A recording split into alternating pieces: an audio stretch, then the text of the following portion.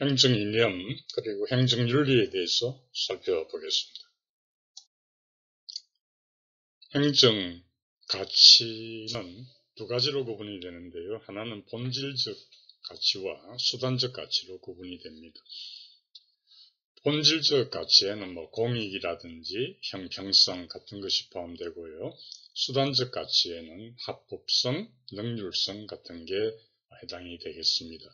그래서 형평성하고 능률성 간에는 갈등이 일어나게 된다. 그래서 그 점은 해결 방안에 대해서 오쿤이라는 학자의 견해를 소개하겠습니다. 자, 그러면 첫 번째 본질적 가치의 내용을 보죠. 우선 공익이라고 하는 것은 크게 두 가지 설로 나뉘어집니다. 하나는 실체설이 있고 과정설이 있습니다. 교재 95페이지가 되겠습니다. 실체설은 이것은 공익이라고 하는 것은 사익하고 다르다. 공익은 사익을 초월하는 어떤 다른 개념이 있다. 그래서 대표적인 인물이 플라톤이나 루소를 들 수가 있습니다. 그래서 만약에 공익하고 사익이 서로 상충될 때는 당연히 공익을 우선해야 된다. 이게 실체설이 되는 것입니다. 그래서 이걸 적극설이다 이렇게 이야기하죠. 그에 반해서 소극설이라고 하는 이 과정설이 있습니다. 과정설이라고 하는 건 뭐냐면 공익을 이해관계자 간의 어떤 타협의 산물이다. 그러면 행정은 거기에서 조정을 하는 역할을 한다. 공무원들이 하는 일이 뭔가? 그래서 공무원들은 이해 당사자들 간을 잘 조정하고 타협을 시켜서 좋은 결과가 나오도록 하는 하나의 조정자 역할을 한다. 이렇게 볼 수가 있겠습니다. 그래서 공익에는 두 가지 설이 있다. 실체설이 있고 과정설이 있다. 이렇게 이해하시면 되겠습니다. 근데 공익이라고 하는 게 그냥 추상적인 어떤 개념만은 아닙니다. 공익을 우리 법규에 보면 이런 말이 있어요. 만약에 수지를 이렇게 좀 나쁘게 한 이런 경우에 오염을 시켰단 말이죠. 그때 수질환경보전법을 보면은 이런 어기가 있습니다. 만약에 그 사람에 대해서 영업정지를 부과하면은 그것이 이제 문을 닫게 되면 말이죠. 그러면 그게 공익에 현저한 지장을 초래한다. 그럴 때는 과징금 부여로 대신할 수가 있다. 이런 이제 법규 내용이 있거든요. 그러니까 공익에 현저한 지장을 준다. 이처럼 이 공익이라는 말을 단순히 추상적인 개념은 아니다. 이렇게 이해하시는 것도 필요할 것 같습니다. 본질적 가치의 두 번째가 이제 형평성이라는 건데요. 형평성이라고 하는 것은 크게 두 가지로 구분이 됩니다. 하나는 수직적 형평성, 그리고 수평적 형평성이 있습니다. 그럼 제가 이 내용을 설명을 드리고 간단한 문제를 하나 드리겠습니다. 수직적 형평성이라고 하는 것은 다른 것은 다르게 취급하는 게 공정하다는 거예요. 다른 것은 다르게 취급, 다른 것은 다르게. 그 다음에 수평적 형평성이라는 뭐냐면 같은 것은 같게 취급하자. 그러니까 같은 것을 같게 취급하는 것도 형평에 맞고요. 다른 것은 다르게 취급하는 것도 형평에 맞지 않겠습니까? 이렇게 구분이 되는 겁니다. 그러면 제가 간단한 질문 하나 하겠습니다. 만약에 장애인들한테 특별히 어떤 세금을 좀 감면해 준다라고 한다면 이것은 수직적 형평에 해당될까요? 수평적 형평에 해당될까요?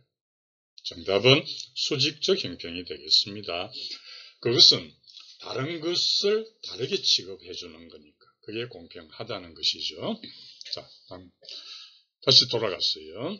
이 형평성의 대표적인 학자는 존 롤스가 되겠습니다.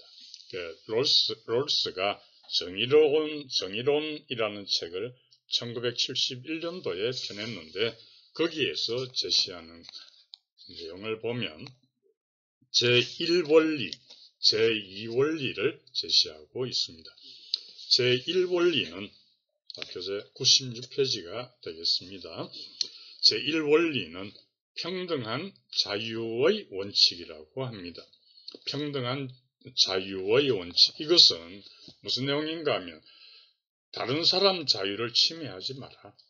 다른 사람 자유를 침해하지 않는 범위 내에서 사람들의 자유를 누릴 수 있다는 것이 평등한 자유의 원칙이 됩니다. 제2원리는요. 다시 두 가지로 나누어지는데 그 중에 제1원칙이 하나의 원칙이 최소 극대화 원칙이 되겠습니다. 최소 극대 원칙. 그 최소 극대 원칙은 뭐냐 하면은 어려운 사람들한테 더 많은 혜택이 가도록 하자. 최소가 가장 어려운 사람들에게 극대화, 그러니까 더 많은 혜택이 가도록 하자. 그 최소 극대화 원칙이라고 하고요. 두 번째는 공정한 기회균등의 원칙입니다. 그러니까 모든 사람들에게 지위나 이런 기회나 이런 것들을 개방하자는 거예요. 이게 공정한 기회균등의 원리가 됩니다. 그래서 중요한 거는 뭐냐면 제가 방금 말씀드린 요 원리들이 서로 상충될 때 어느 원리가 우선되느냐 이걸 이제 여러분 정리를 해야 되는데요. 제1원리와 제2원리가 충돌할 때는 제1원리가 우선합니다. 다시 말하면 아까 말한 제1원리, 그죠? 평등한 자유의 원칙, 요거하고 제2원리라는 것은 최소 극대화 원칙하고 공정한 기회균등의 원리, 요게 이제 제2원리인데 1원리하고 2원리가 충돌할 때는 1원리가 우선됩니다. 그리고 제2원리 안에 두 개 원칙이 있는데 요 두 개 원칙이 서로 충돌할 때는 어느 게 우선할까요? 최소 극대화가 우선합니까? 공정한 기회균등의 원리가 우선합니다. 후자가 우선합니다. 공정한 기회균등의 원리가 우선합니다.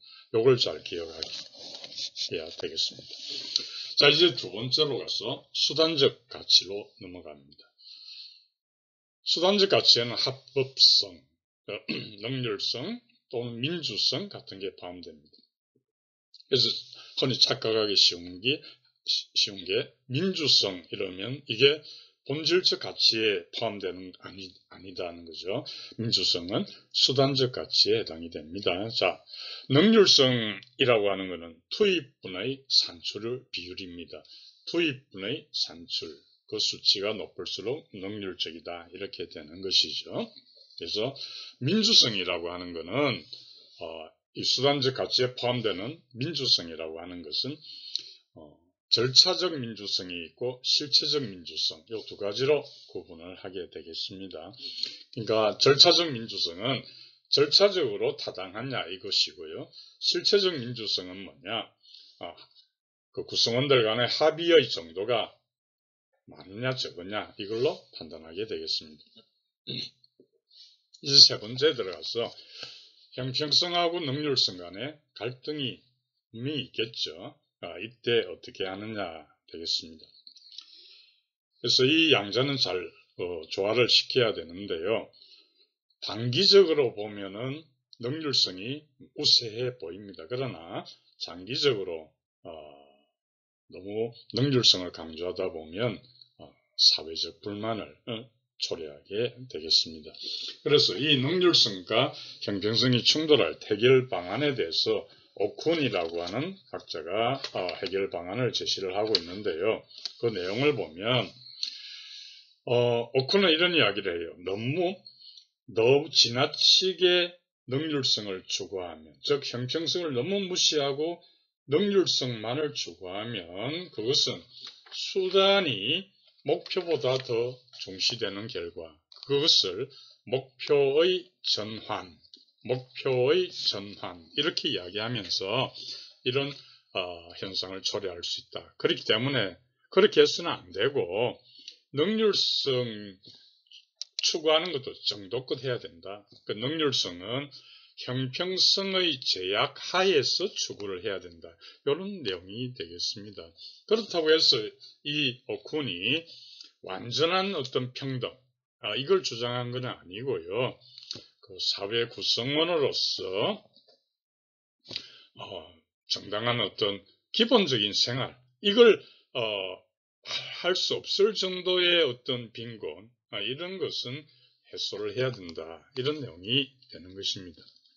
그래서 조금 더 구체적으로 말하면 평등 제고로 평등을 높여서 얻어지는 편익 요것하고 효율 감소로 인한 어떤 비용하고 이 두 가지가 일치하는 지점까지만 평등을 올리자, 즉 형평성을 제고하자, 이 내용이 되는 것이죠. 만약에 그 이상으로 형평을 추구하다 보면 사회 전체적으로 효용이 떨어진다. 이 논리를 우리가 우리 사회의 한 가지 현안에 적용해 본다면은 대형마트하고 영세상인들하고의 갈등을 들 수 있습니다. 이 논리에 따르면 영세상인들의 보호를 우선해야 되는 거죠. 그런 다음에 그 영세상인 보호에서 제외되는 사항에 대해서는 대형마트의 나름대로 적극적인 영업활동을 할 수 있도록 해주는 이런 방식이 바로 오쿤의 견해에 따라서 생각해 볼 수 있겠습니다. 1번 문제 풀입니다. 행정가치 중에서 사회적 형평 옳지 않은 것 봅니다. 1번에 행정이 중립적이어야 한다. 해당 사항이 없습니다. 왜냐하면 행정이 중립적이어야 한다는 것은 소극적인 그런 관점인데요. 형평성이라고 하는 것은 그러한 소극적인 의미가 아니고 사회적 약자에 대한 배려를 해야 된다 하는 적극적 의미도 가지고 있는 거죠. 따라서 1번 지문은 옳지 않습니다. 2번에 보면 능률 중심의 행정을 비판한 거죠. 그래서 능률성이라는 개념하고 사회적 형평성하고는 대비되는 개념이다. 이렇게 보시면 되겠습니다. 3번에 보면 사회적 경제적 약자에게 더 많은 혜택, 그래서 해당되는 것이 존 롤스의 최소 극대화가 바로 이걸 이야기합니다. 4번에 보면 현재 차별을 하지 않을 뿐만 아니고요. 과거 잘못된 것 시정도 해야 되겠죠. 옳지 않은 것은 1번이 되겠습니다. 2번 문제입니다. 공익에 대한 설명 옳지 않은 것 보겠습니다. 자, 1번입니다. 과정설은 실체설하고 과정설로 구분되었죠. 자, 과정설은 상호 조정 과정을 거쳐 그렇습니다.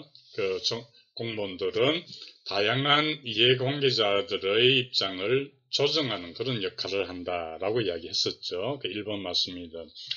이번에 보면 실체설, 플라톤, 루소 같은 학자들의 이야기입니다. 실체설은 정구성원들의 총효용을 극대화함으로써 공익에 맞습니다. 3번에 보면 실체설에서는 절대적인 가치가 있다. 요게 절대선 이런 게 존재한다 이렇게 보는 거예요. 4번에 보면 실체설에서는 4번 지문의 내용은 이게 실체설이 아니고 과정설을 설명하는 거예요. 바꿔서 읽어보겠습니다. 과정설은 적법 절차의 준수를 강조하고 행정의 중심적인 역할을 강조한다. 그래서 옳지 않은 것은 4번이 되겠습니다. 3번 문제입니다. 롤스의 정의로는 옳지 않은 것 봅니다.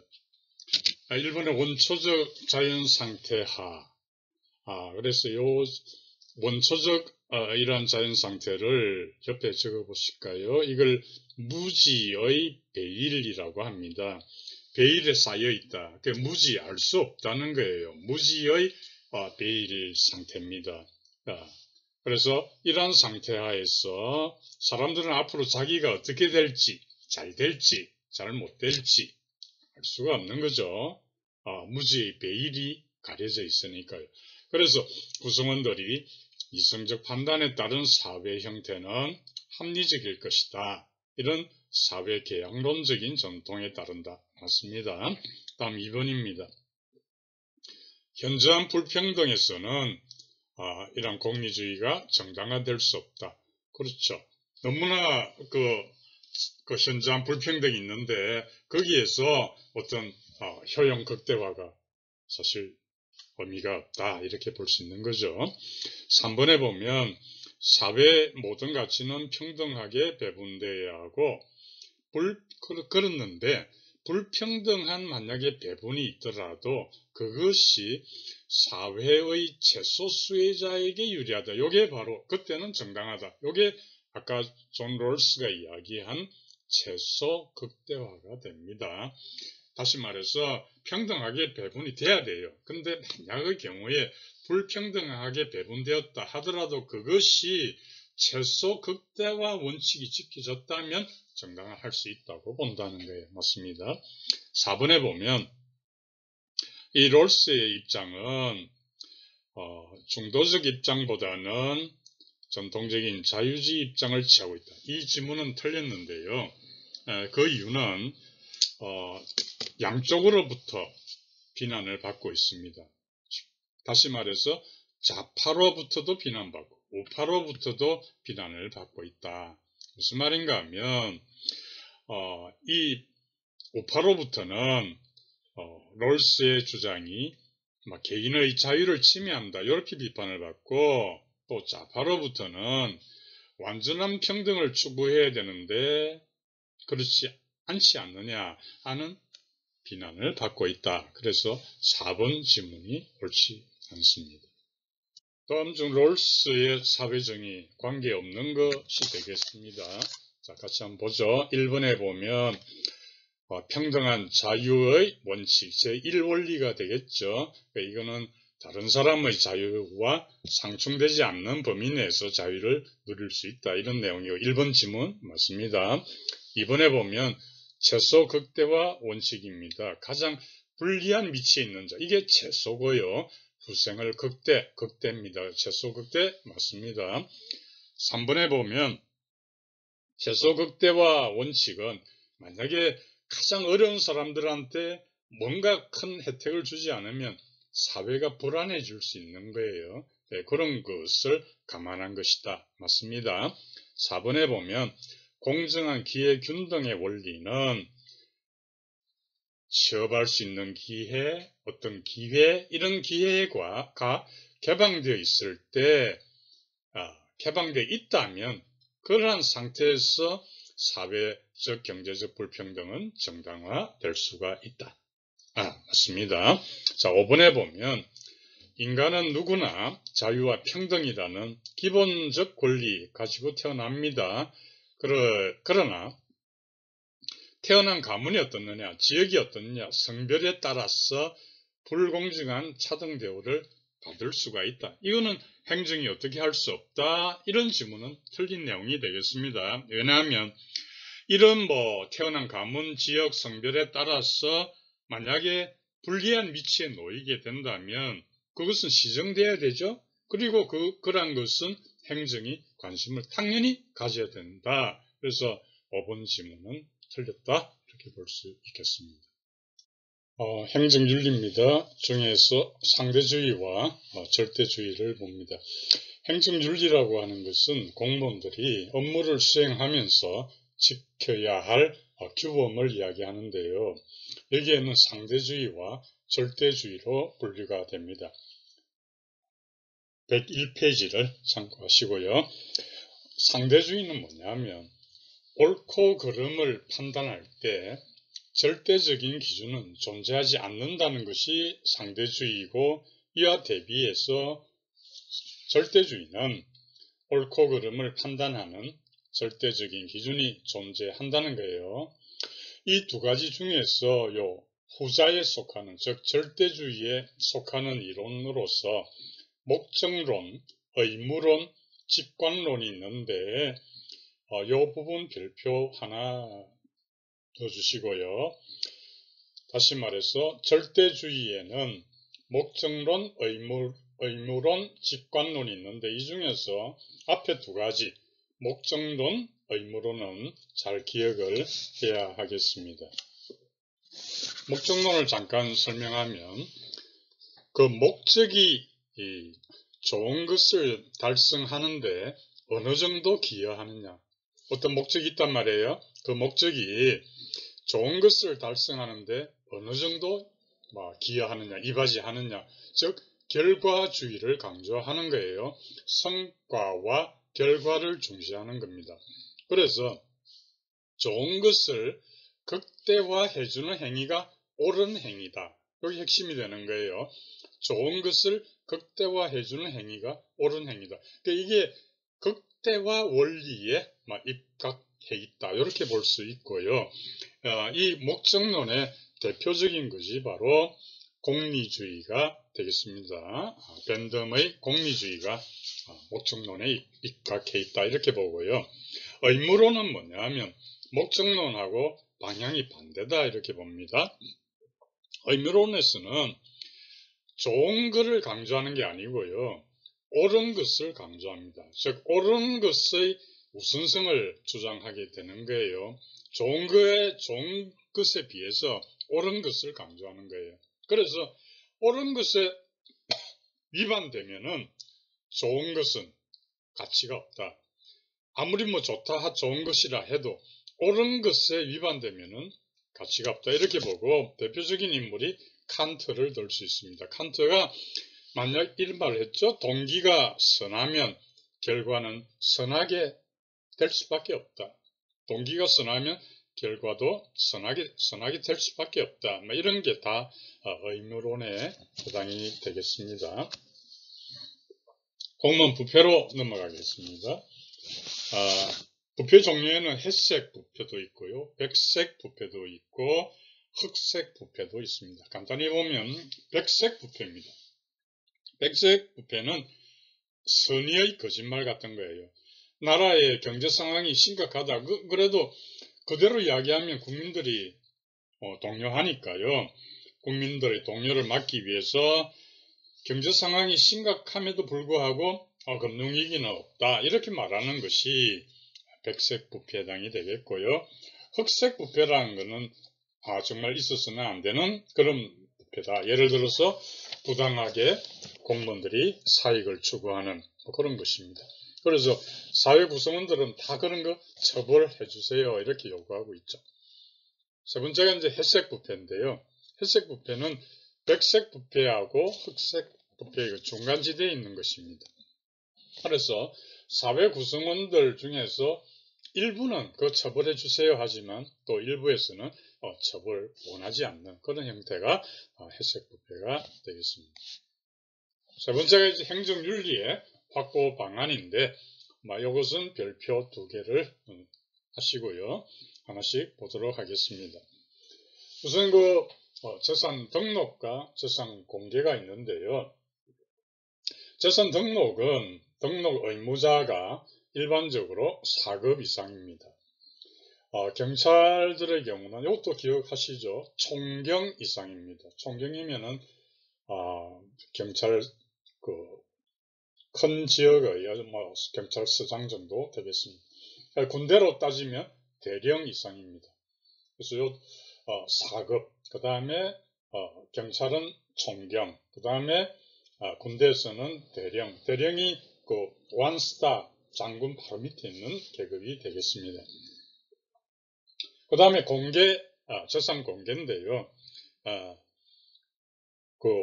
공개 의무자는 1급 이상입니다. 1급 이상이고요. 경찰로 따지면 치안감 이상이고, 그 다음에 군대로 따지면 3스타, 중장 이상입니다. 별 3개 이상이 되겠습니다. 근데 등록 의무자가 이번에 사건이 벌어졌죠. LH 직원들의 부패. 그래서 등록 의무자가 하나 추가되었습니다. 최근에 변경되었습니다. 한국토지주택공사 직원들은 등록을 해야 합니다. 그리고 이제 지금 말씀드린 내용들은 공직자윤리법상 규정입니다. 공직자윤리법상. 그런데 공직자윤리법이 있고 공직자윤리법 시행령이 있습니다. 다릅니다. 공직자윤리법 시행령에서는 등록 의무자가 7급 이상이 됩니다. 7급 이상. 모든 7급은 아니고요. 특정 업무를 수행하는 7급 이상. 예를 들면 국세청이라든지 관세청이라든지 이런 게 해당이 되겠습니다. 아울러서 간단한 문제를 한번 적어보시죠. 만약에 2022년 2월 5일에 등록 의무자가 되었다면 언제까지 등록을 해야 될까요? 언제까지 등록을 해야 될까요? 그래서 이 대답은 2월 5일이니까 2월 말일 있죠. 그로부터 2달. 그래서 2개월을 주거든요. 4월 말 이렇게 대답을 해야 합니다. 3번 보겠습니다. 취업제한제도입니다. 그 취업제한제도는 별표 3개를 해야 되겠습니다. 자, 취업심사 대상자가 퇴직을 한 뒤에 그 취업 제한을 하는데요. 퇴직 전 5년, 퇴직 전 5년 동안 자기가 맡았던 일, 그 일을 하는 회사에 퇴직 후 3년 취업을 할 수 없다. 5년, 3년 기억하고요. 다만 비위로 면직이 된 사람들 있죠. 잘못을 해서. 그래서 이런 사람들한테는 좀 페널티를 좀 줘야 되겠죠. 그래서 그 기간이 퇴직 전 5년, 퇴직 후 5년으로 이렇게 늘어납니다. 그런 점을 기억하고요. 한 가지만 더 거기에 추가해서 적어봅니다. 세 번째가 업무 취급 제한이라는 제도가 있습니다. 지금 앞에 제가 말씀드린 거는 취업 제한 제도고요. 지금 이야기할 거는 업무 취급 제한 제도 4번에 있죠. 업무 취급 제한 제도입니다. 업무 취급 제한 제도는 거기 보면은 어떤 자기가 근무했던 기관이 있을 거 아니에요. 그 기관이 자기가 지금 이제 퇴직 후에 취업하려고 하는 그 기관이 있겠죠.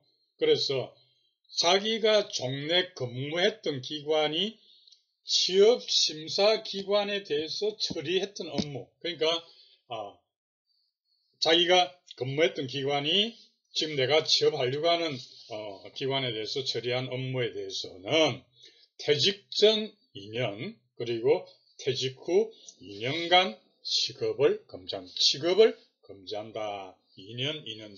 그래서 5년, 3년, 5년, 5년, 2년, 2년. 요걸 잘 기억하기 바랍니다.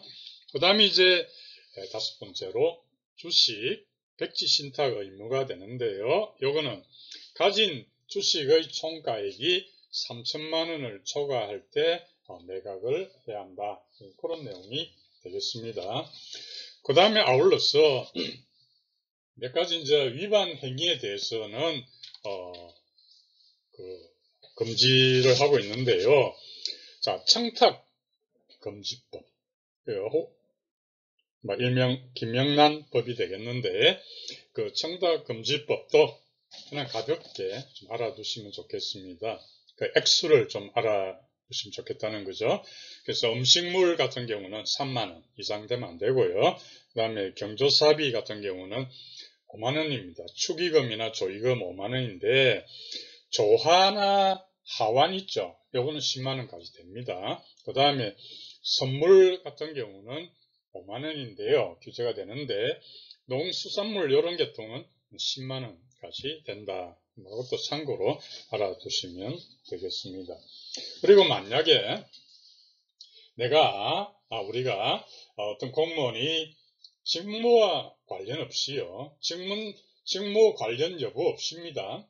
직무 관련 여부 따지지 않고 만약에 1회에 100만 원을 초과, 한 번에 100만 원 초과해서 받거나 1회계년도에 300만 원 초과하게 되면은 그거는 3년 이하 징역이나 3천만 원 돈을 내야 됩니다. 부과하도록 되어 있습니다.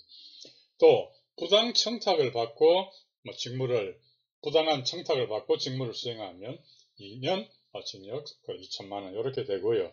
또 외부 강의를 했단 말이에요. 공무원이. 그랬더니 그쪽에서 사례금으로 너무 많이 줬다. 초과해서 줬다. 이러면 신고를 해야 되고 그만큼 반환 조치를 해야 돼요. 돌려줘야 돼요. 그런데 안 했다 그러면 500만 원 이하의 과태료를 내게 되어 있습니다. 그리고 만약에 직무와 관련해서 막 1회 100만 원 이상 받거나 300만 원 이렇게 되면은 과태료를 또 내야 되는데요. 과태료는 그 해당되는 가액의 2배에서 5배 요 사이에 과태료를 내도록 그렇게 되어 있습니다. 참고로 알아두시면 되겠습니다. 자, 1번 취업 제한 제도입니다. 별표 하나 달아주시고요. 방금 설명했던 대로 퇴직일로부터 3년간, 퇴직 전 5년 동안. 그 답은 3번이 되겠습니다. 자, 2번 문제입니다. 도덕 규범, 성격이 다른 것 하나 이렇게 됩니다. 정답은 4번의 공리주의입니다. 그 이유를 설명하면은 공리주의는 목적론에 속하고요. 나머지 3개는 목적론이 아닌 의무론에 해당이 되겠습니다. 다시 한번 간단히 이야기하면 절대주의에 속하는 이론 중에는 목적론하고 의무론이 있습니다. 다시 상대주의와 절대주의를 구분하는데 절대주의는 목적론하고 의무론이 있다. 목적론이라고 하는 것은 결과에 의해서 평가하는 것으로서 대표적인 게 최대다수의 최대 행복, 즉 공리주의가 있고요. 의무론은 행위 그 자체의 특징이 옳고 그름을 판단하는 기준이 된다. 그래서 결과를 가지고 판단하는 게 아니고요. 의무를 다했는가 이게 판단의 중요한 기준이 되는데 대표적인 게 칸트주의다. 이렇게 이야기할 수 있겠습니다. 3번 의무론에 대한 설명을 옳지 않은 것 보겠습니다. 자, 1번입니다. 결과보다는 행위 그 자체의 중요성, 아까 이야기했죠. 행위 그 자체의 그 특징이 옳고 그름을 판단하는 기준이 된다. 1번 맞고요. 2번에 일관성 있는 행위의 원칙의 중요한 요소 맞습니다. 그 다음에 정의론에서는 이런 내용 다루지 않고요. 4번에 보면 칸트주의 의무론 맞습니다. 옳지 않은 것은 3번이 되겠습니다. 이번 부패의 역기능입니다. 역기능이 아닌 것. 부패를 하게 되면 1번 공신력이 떨어집니다. 맞습니다. 3번 먼저 볼게요. 생산비도 올라가게 되는 거예요. 4번에 사회 기강도 되겠죠. 근데 2번에 보면 약간의 다소의 부패를 받아들여주게 되면 그게 관료제의 엄격한 것이 조금 누그러 떨어진다, 완화된다. 즉 이것을 부패 역기능이라고는 볼 수 없다. 답은 2번이 되겠습니다. 5번 문제입니다. 2021년 작년 국가직구급에 출제되었던 문제인데 보시다시피 그렇게 어렵지는 않습니다. 실수하면 안 되는 거죠. 자, 국가공무원법에 명시된 공무원의 의무 해당하지 않는 것. 국가공무원법입니다. 여러 가지 종류가 있죠. 헌법도 있고, 부패방지법도 있고, 국가공무원법도 있고, 그리고 문제에서 어떤 법이냐 잘 보셔야 되겠습니다.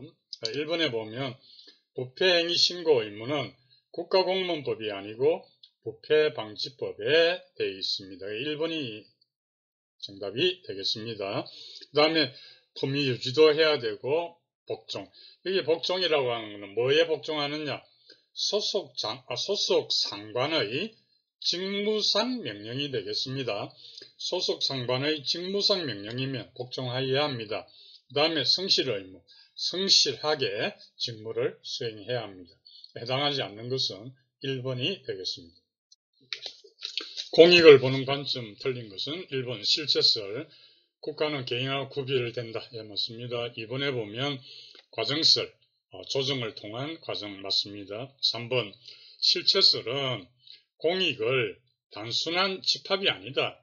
그래서 절대선의 그런 존재로 파악하고 있죠. 맞습니다. 4번에 보면 과정설에 의하면 조정 과정에서 약자 희생, 그럴 수 있죠. 다양한 이해관계자들 사이에서 공무원들이 조정을 하는데 그 과정에서 약자가 희생될 수도 있습니다. 5번 보겠습니다. 5번은 공익 결정은 다수에 의해서 민주적으로 결정된다. 이거는 과정설을 이야기한다. 적합하지 않은 것은 5번이 되겠습니다. 2번의 행정이념, 옳지 않은 것. 자, 1번 형평성은 신행정론자 그렇습니다. 신행정론, 미노브룩-헤이 사회적 형평성. 맞습니다. 2번의 신뢰성은 신뢰가 되어야 집단 행동에서도 잘 되겠죠. 맞습니다. 3번에 보면 롤스의 정의는 차등 조정이 최소 극대화 원리 같은 말입니다. 보다 기회균등 원리가 먼저다. 맞습니다. 기회균등이 먼저 됩니다. 4번에 보면 능률성하고 정치적 중립성은 상충 아니죠. 정치적 중립성도 마찬가지로 능률성 이런 거하고 관련이 되는 거예요. 예. 그래서 행정을 관리로 보는 겁니다. 다시 말해서 능률성도 행정을 관리로 보고 정치적 중립성도 행정을 관리라고 하는 측면에서 보는 거기 때문에 상충관계라는 말이 틀리게 되겠습니다. 옳지 않은 것은 4번이 되겠습니다. 3번 다음 중 성격이 다른 것. 1번의 의무론, 2번의 목적론, 3번의 직관론 모두 다 절대주의 관점입니다. 그래서 4번하고 다르죠.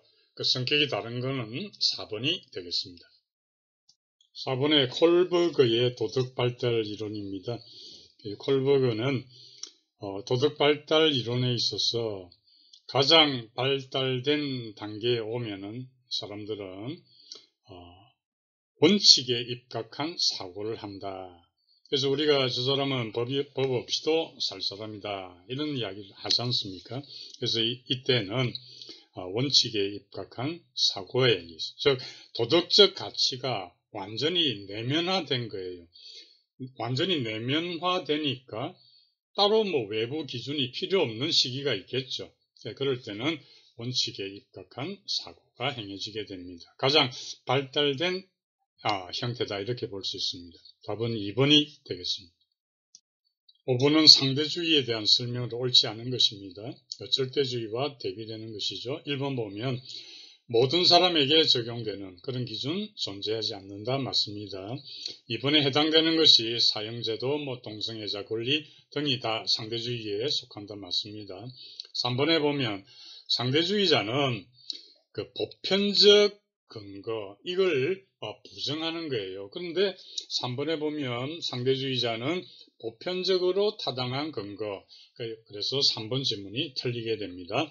4번에 보면 상대주의자라고 주장하는 사람, 실제로 상대주의자에 속하지 않을 때도 있어요. 이 말은 뭐냐면 상대주의자라고 주장하는 사람들이 흔히 말하는 것이 그 누구도 자신의 도덕적인 믿음을 다른 사람에게 강요해서는 안 된다. 이렇게 이야기하거든요. 그럼 그 말 자체가 어떤 보편성을 띠고 있잖아요. 그래서 이런 말을 하고 있는 것입니다. 그 성립이 될 수 있어요. 그래서 옳지 않은 것은 3번이 되겠습니다. 자, 6번입니다. 별표 하나 하시고요. 공무원 개인의 가치와 태도를 토대로 공직사회 전체의 부패. 그렇게 한다면 어떤 오류가 생기느냐. 답은 1번이 되겠습니다. 환원주의 오류가 되겠는데요. 환원주의라는 건 뭔가 하면 분석의 단위를 개인으로 이렇게 축소하는 거예요. 그래서 개인에 대한 분석 결과를 그 전체를 구성하는 개인이 있잖아요. 그 각 개인에 대한 분석 결과를 전부 합하면 그 개인이 속한 전체의 특성을 이해할 수 있다. 이렇게 보는 게 환원주의거든요. 그러니까 이 방식은 어떤 맹점이 있는가 하면 개인을 단순히 총합한 것이 그게 이퀄 전체가 되지 않을 수도 있다는 거예요. 전체에는 개인의 합 이상의 뭔가가 있을 수 있다고 보고 그런 점을 소홀히 한 것이 환원주의의 문제다. 그래서 답은 1번이 되겠습니다. 자, 7번입니다. 재산 등록의 문제요. 문제를 잘 보셔야 됩니다. 공직자 윤리법으로 출제가 되느냐. 안 그러면, 그렇지 않으면 그 시행령까지도 포함되느냐. 이걸 잘 보시고 판단해야 되는 거예요. 예를 들어 1번 같은 경우에 시행령상에 포함되는 거예요. 그래서 문제가 공직자 윤리법만 제시하면은 해당 사항이 없게 되는 거예요. 아시겠죠? 무슨 뜻인지. 자, 7번 보겠습니다. 1번 건축, 토목 등등 7급 이런 공무원들은 재산 등록을 해야 합니다.